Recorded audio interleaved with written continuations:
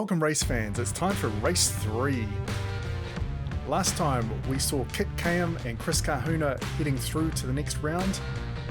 Great drive from Cam. Yeah, he did a good job, stayed on the track the whole time and showed the newbies how it's done. With a couple of cheeky little moves from Cam there as well. Tonight we move back into the Monte Carlos. Let's have a look at the lineup for this evening.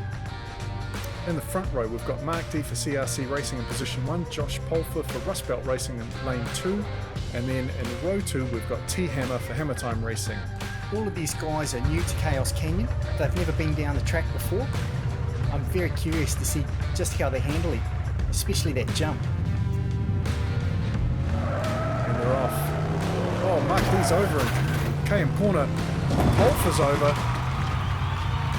Tragic start to this race.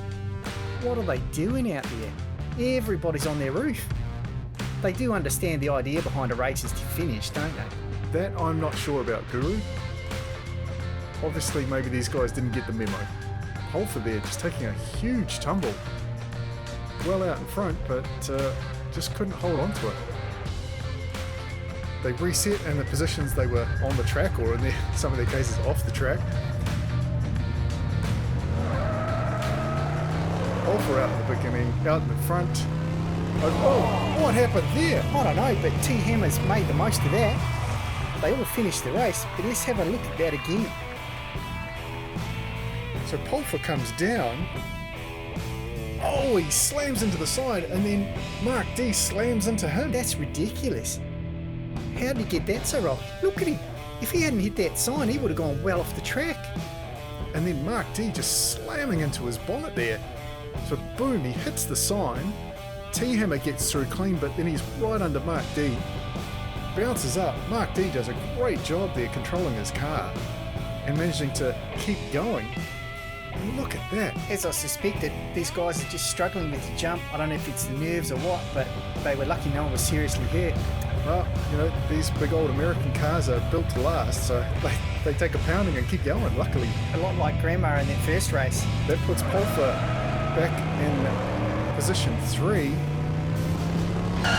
out in front. Oh, somebody spun back there. What happened? Marc D is through.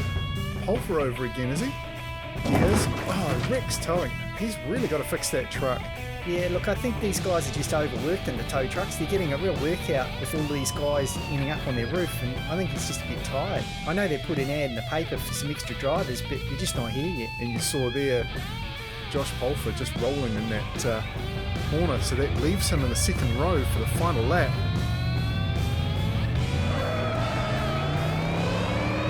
Paulfer's off.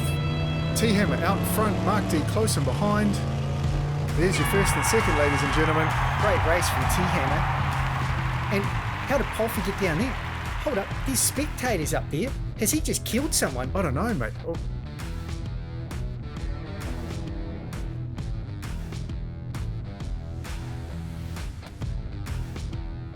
We can't really see on that angle. We got a better angle. You can see from jump cam. We can see Paulfer there rolling through, but did he hit a spectator? We've got some cell phone footage from one of the other spectators. Did you hear that? That spectator's cacked his Dax, mate. That's what's happening. Well, who can blame him? He almost got mowed down by a Monte Carlo while sitting in a lawn chair. Yeah, it wouldn't have been pretty, but I dare say the state of his pants isn't very pretty at the moment either. He's going to need a change of undies for sure. Wow, so lucky. I thought we had a fatality there for a minute. Yeah, we probably really should look at some extra safety barriers on that corner. I mean, KM's thrown himself off there a couple of times and there's been some others go off, but that's the closest we've ever got to killing a spectator. And there he is, ladies and gentlemen. Give him a hand. Woo. Survived that. So lucky. It looked like actually Paulfer would have ploughed through that entire crowd, but luckily the truck they'd taken up there, he just clipped the front of it and spun him around. Wow, that was close. So the standings for tonight: T-Hammer taking first place, Marc D for CRC Racing taking second, and Paulfer finishing third. And again, lucky he didn't kill anyone. Yeah, I mean, that guy's going to need a definite change of shorts after that one. And I don't know about the others that were around him, but that was just a bit close for my liking, mate. I think we probably need to work on some safety features. especially if Josh is going to race again. I mean, he was all over the place tonight. I know, mate. Look at him. He's trying to jump off the track in every place he can. But I got to say, props to T-Hammer.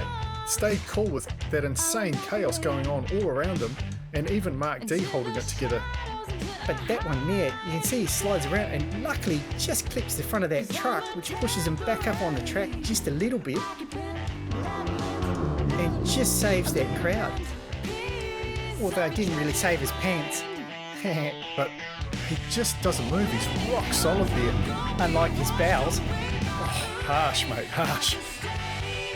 That leaves Paulfer facing off against Mike Mays and Granny for the redemption round. That's going to be interesting because all three of those drivers have been all over the place. Yeah, I mean, Granny's not afraid to send it, and Mays has done well in other competitions, but he didn't really show out very well in the last one. No, and he's the only driver so far to have actually parked on the gap. Lucky not to have fallen through. Yeah, I think we're in for a lot of carnage in that one. Should be a good watch. Well, that's enough for tonight. Thanks very much for watching. I'm Tom Spanners Watson.